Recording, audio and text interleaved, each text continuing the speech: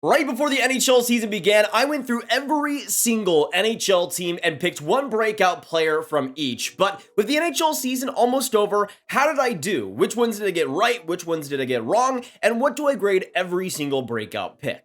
Well, make sure you guys watch till the end because we have some spicy ones on both sides, and subscribe if you're new for more hockey content just like this. But let's not waste your time. Let's get into the first player that I chose to break out in the 2023 season. Starting with the Anaheim Ducks, I picked Mason McTavish. And to me, I think this was a pretty good one. He was coming into his first NHL season this year, but I went out on a limb and said that he would be a pretty great rookie. And all things considered, he's done great in Anaheim. 42 points, 16 goals, 26 assists in 73 games. And as a rookie on this Anaheim Ducks roster, he's done about as good as you could have so far. I'm going to give the pick a B, and I think it was honestly pretty solid. Now, don't worry, guys, because we're going to have some very wrong picks here coming up. Literally the exact next pick. With the Calgary Flames, my breakout pick for them was Jacob Pelletier. And in some ways, it was okay because when he did play in the NHL this year, he's done quite solidly. In 23 games, he's got 3 goals, 4 assists, 7 points. Started off absolutely perfect. But he, of course, started the season in the AHL and was a late call-up to the NHL level. That kind of ruined the chances of it being a good pick. I'm going to give it a straight D. It was meh. Next up from the Edmonton Oilers, my breakout pick was Philip Broberg. Coming to this season, he only played 23 NHL games, and this year I thought we could maybe see him burst onto the scene in that maybe middle pair, maybe bottom pair for Edmonton, and he has played 42 games this year, getting 7 assists for 7 points. Defensively, he's been solid, but that offensive game, production-wise, just hasn't been able to click so far, so even though he has been playing well in the games he has played, I'm going to give the pick a C-. Not too great, but not the worst either.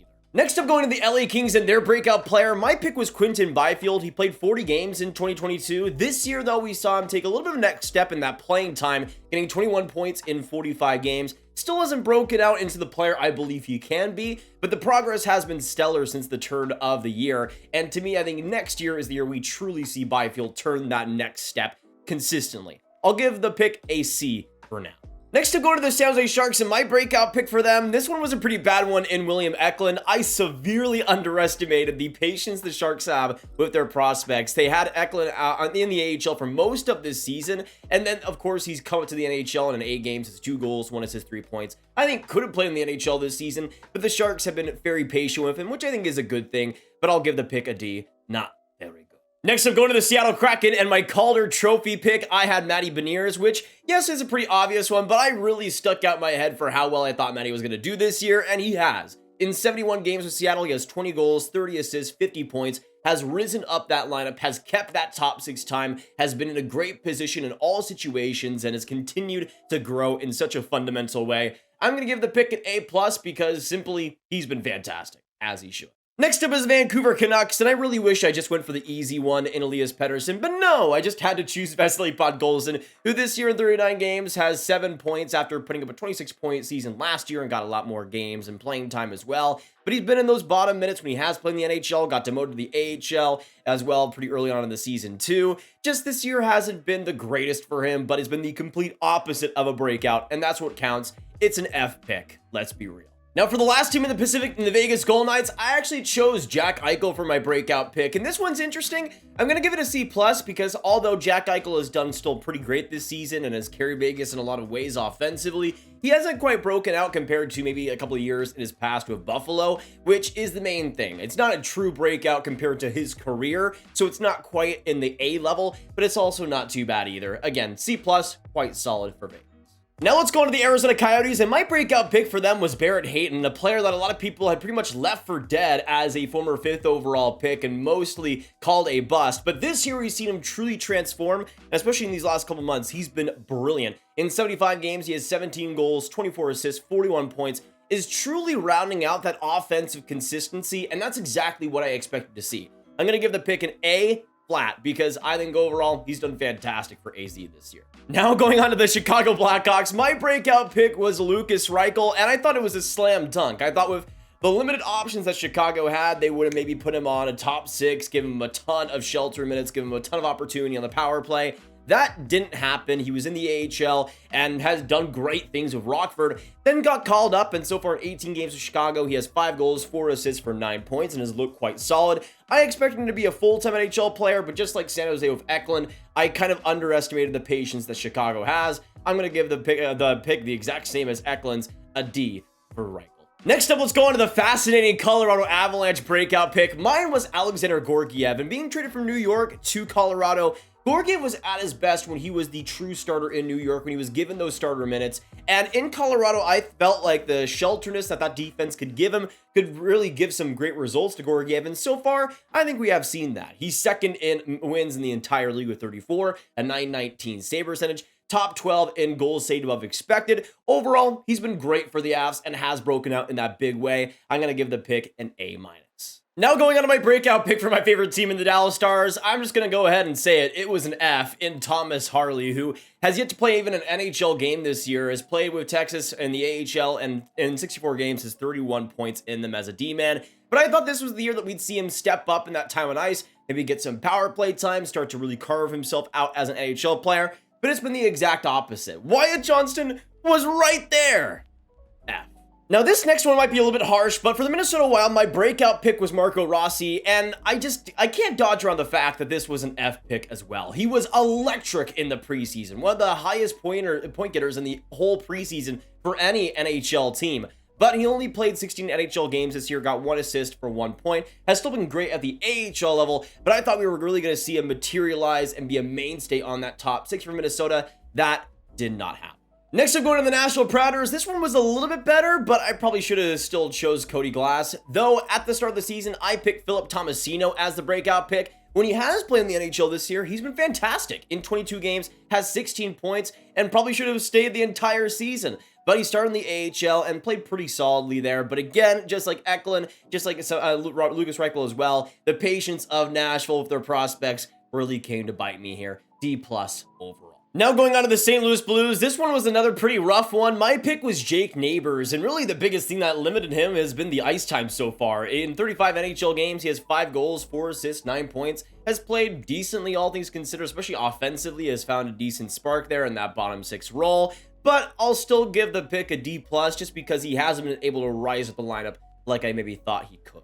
Now, I've been taking a few L's recently, so thankfully this one was a lot better. With the Winnipeg Jets, my choice was Cole Perfetti, which until his injury was a major part of the Winnipeg Jets offense. In 51 games, got 8 goals, 22 assists for 30 points, really strutting those playmaking skills. But on the power play, 5-on-5, he was solid and overall consistent.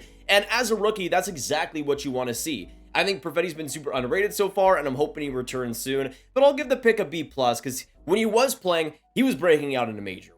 Now, we finally got a couple of dubs here, because with the Carolina Hurricanes, my breakout pick was Marty Necas, and this was the perfect one to make. After a really inconsistent year last season, and of course, with the injuries that we've seen in the top 6 for Carolina, Necas has made the most of that bigger playing time. In 73 games this year, has 27 goals, 41 assists for 68 points, has found that electric gear that he once lost, and to me with Necas, he's been blowing everybody away with Carolina, as he should. An A+ pick. You absolutely love to see it. Now going on to the Columbus Blue Jackets, there were a couple of pretty interesting ones here. I went for Kent Johnson, though, in the end, and for a rookie player in Columbus, again, I think he's done pretty solidly. In 70 games, he has 15 goals, 23 assists, 38 points, got that crazy Michigan goal, and he's been getting better and better as the season has gone on, way more consistent offensively, and knowing a lot more when to use his skill, which was always kind of a problem in his draft year and leading up to things. But Ken Johnson is finally starting to find his game, and I think the pick is a solid B for Columbus. Now going on to the New Jersey Devils breakout pick, again, probably should have been a player like Jesper Bratt, but I went for Alexander Holtz, and this one was kind of sickening to me because he played NHL games. He played 19 games this year, got 4 points, but extremely limited minutes, around 10 minutes per average time on ice. And for a lot of the season, he was just a healthy scratch, just chilling in New Jersey, not even developing. They finally sent him down to Utica a few weeks back, but let's be honest, it was a bad pick, D- for Holtz. Now going on to the New York Islanders, my breakout pick for them was Matthew Barzal, and in some ways he's played a lot better than he did under Barry Trotz in the last couple of years, but still nothing absolutely incredible, especially for how much he's getting paid. But in 58 games this year, he has 14 goals, 37 assists, 51 points for the Islanders. Again, still has been playing much better, maybe not in that huge breakout way that I expected though, so I'm going to give the pick a C+. Now going on to the New York Rangers, my pick was Alexis Lafreniere, and admittedly this season he has done better. In 73 games, he has 36 points and has been setting some new career highs for himself, which is great to see. But at the same time, it's kind of been expected that, again, that limited time on ice and that bigger role, especially in the power play, has kind of put Alexis Lafreniere in a weird position where he hasn't been able to really truly break out like we would have wanted him so far. And that might not happen for a while. I'm going to give still the pick a C- because he has done good this year, but still the inconsistencies have kind of taken over his game. Now going on to the Philadelphia Flyers, my pick is Joel Farabee, and this one was interesting because I thought with Tortorella coming in, Farabee will be one of the players that would benefit the most from him, and throughout a lot of this season, his time on ice actually dropped compared to last year. He's been kind of hitting a groove recently, but still has 34 points in 73 games. I think there's still more to unlock in Farabee's game, and we'll see that eventually. He is still 23 years old, but I'll give the pick for a C- just because that production and that consistency wasn't quite what I expected this year. Oh boy, next up for the Pittsburgh Penguins, my breakout pick was Ty Smith. This pick was just poop on a stick. It was just absolutely horrible. He's played 9 games this year with Pittsburgh. He's gotten 4 points. I thought after the trade from New Jersey to Pittsburgh, we'd see him get a lot more playing time. That did not happen. F for Ty Smith.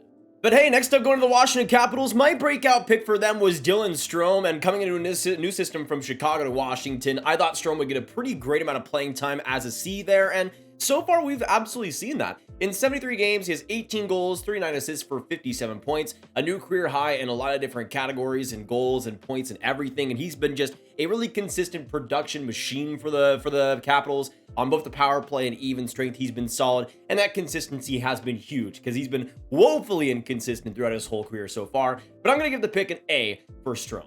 Now, going on to the Atlantic Division, we have another A here in Jeremy Swayman of the Boston Bruins. A pretty solid pick so far. He's only played 32 games this year, of course, being the backup to Ullmark, but in those games, he's been fantastic. A .921 save percentage, 9th in goals saved above expected. He's been about as good of a backup goaltender at age 24 as you could expect. I'm going to give the pick an A because Swayman has just been one of the better goaltenders in the entire league this year. Going on to the Buffalo Sabres, I didn't want to pick Tage Thompson as an obvious one, so I went for Owen Power, and to me, it's also paid pretty good dividends so far. In 70 games in his rookie season, he has 4 goals, 25 assists for 29 points, and that production should probably be a lot higher. The generation of offense, even strength that he's had, has been impeccable this season, and he's using his composure and that maturity to really elevate his game, and has been one of the better rookies in the entire league this season. I'm going to give the pick an A-.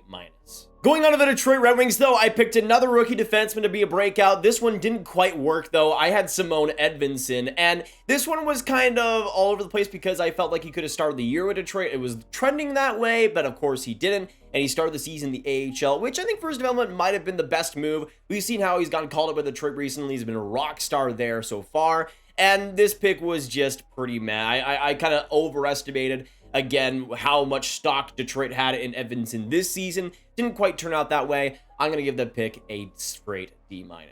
Going on to the Florida Panthers, my breakout pick for them was Spencer Knight, and it did not work out. He had a .908 save percentage last year. This year, though, only played 21 games, and a .901 save percentage, is in the AHL right now. I'm not exactly worried because he is still 21 friggin' years old. He'll still be okay. But at the same time, I kind of expected at some point Knight to even become the Florida Panthers starter. That is the opposite of what happened. Next up for the Montreal Canadiens, I went for the easy one in Cole Caufield, A+.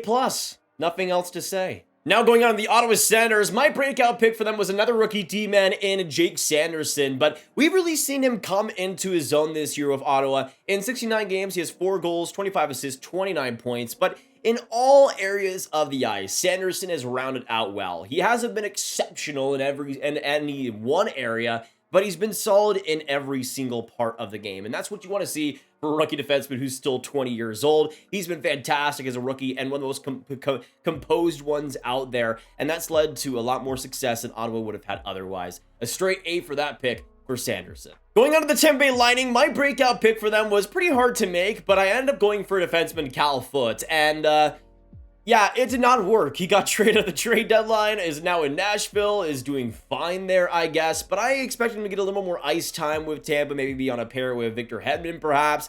That did not happen. That time on ice did not come, and the breakout never happened. Gonna give that a straight D for Foote. And last but not least, with the Toronto Maple Leafs, my breakout pick for them was Ilya Samsonov, and so far I think we've seen that happen. He's still been a little bit banged up for sure, but he's become the starter, I think, for Toronto, and in 36 games, He's put up a .914 save percentage, is 13th among all NHL goaltenders in goals saved above expected, and Samsonov has been pretty great for the Leafs, which is what I expected to see. B+ for the Samsonov pick.